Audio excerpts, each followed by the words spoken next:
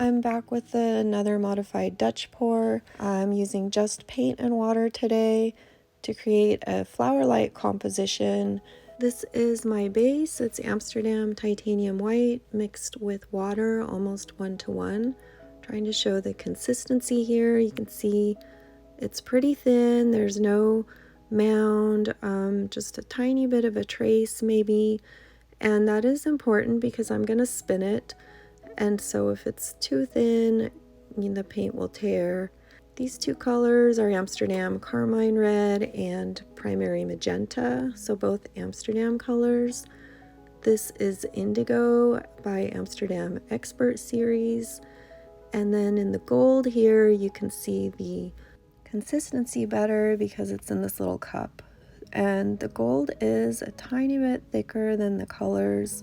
And I have all my paints in the squeeze bottles because of the way I'm laying them down on the canvas. It just, in the cup, it spills out too much. So I'm just getting some base down on the canvas, not too much. This is going to be thin later. I'm using my little mini 1000-watt blow dryer with a concentrated nozzle. And obviously I'm speeding this up because otherwise it would take too long to show.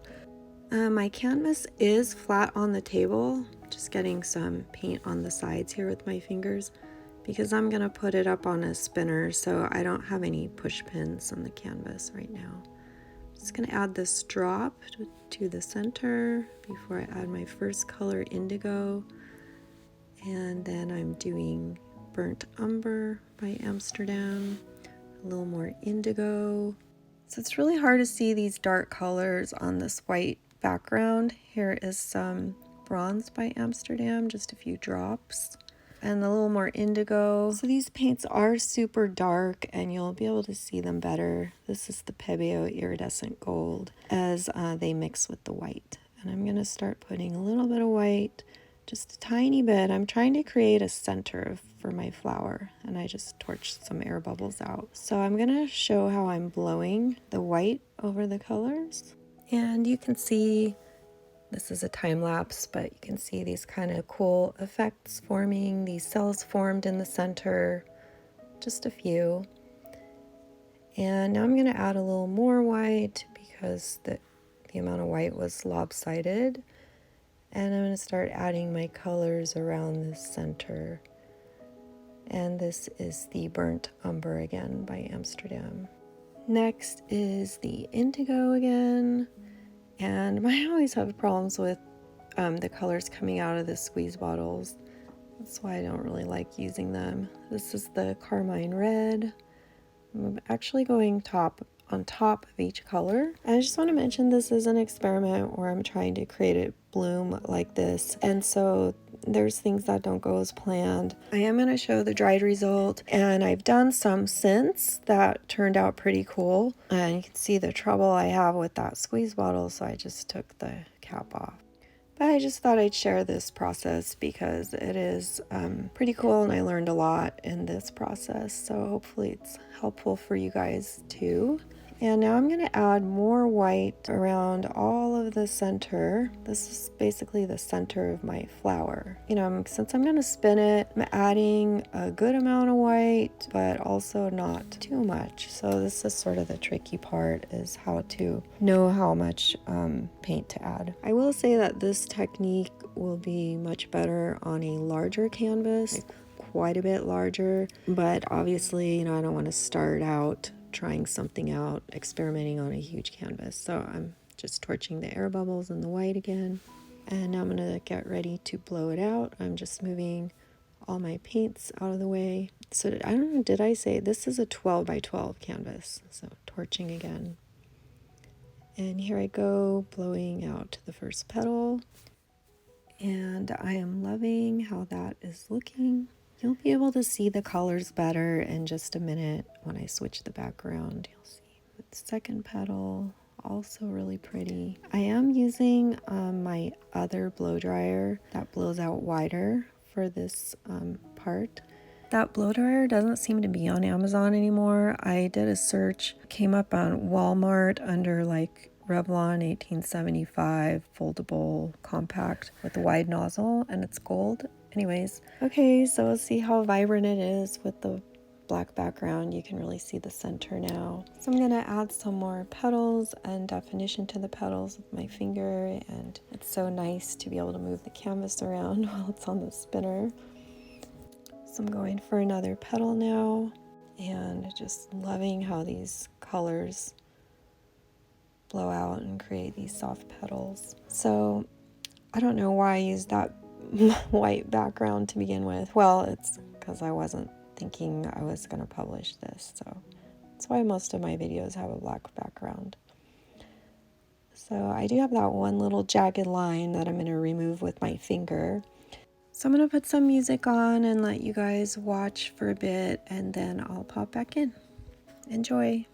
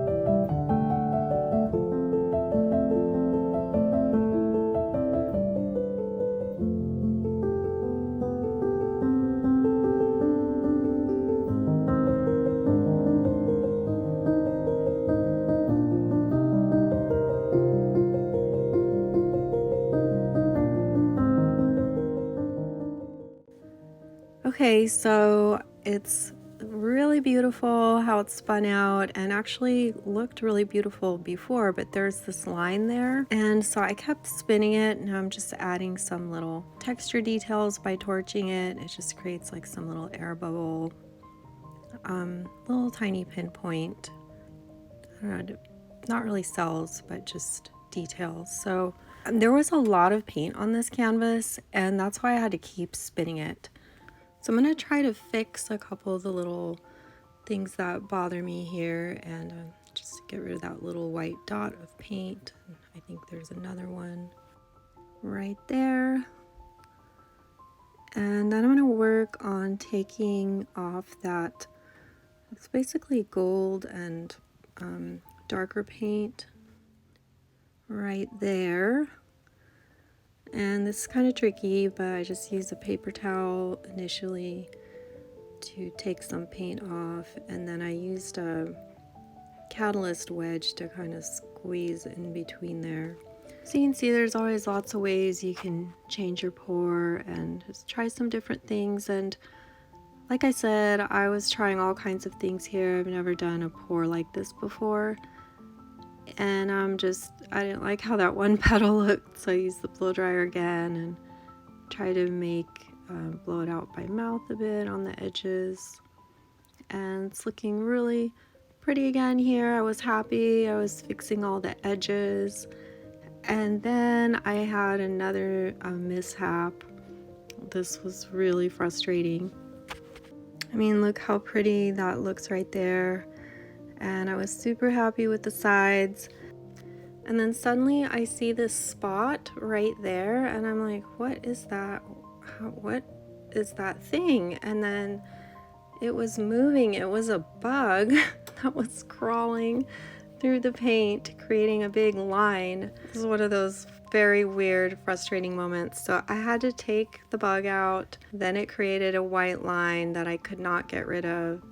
So then I spun it more to kind of blend it out, and basically the whole piece ended up overspun. It did dry pretty cool. I'm gonna get to that. I just want to show you one more issue I had, because in case you try something like this, it's really important to realize, because the paint is thin, and then so here's a tear now because I've spun it so much that the paint is tearing, because it's thin paint and now the layer is too thin. So I just blended it with my finger, blew on it a little bit. I think I didn't actually spin it again. Obviously it's just going to tear somewhere else if I were to do that. But you can see the colors are very beautiful, and I'm just hoping that's going to kind of blend in as it dries. And there's some beautiful details there. So this is how I left it in the end.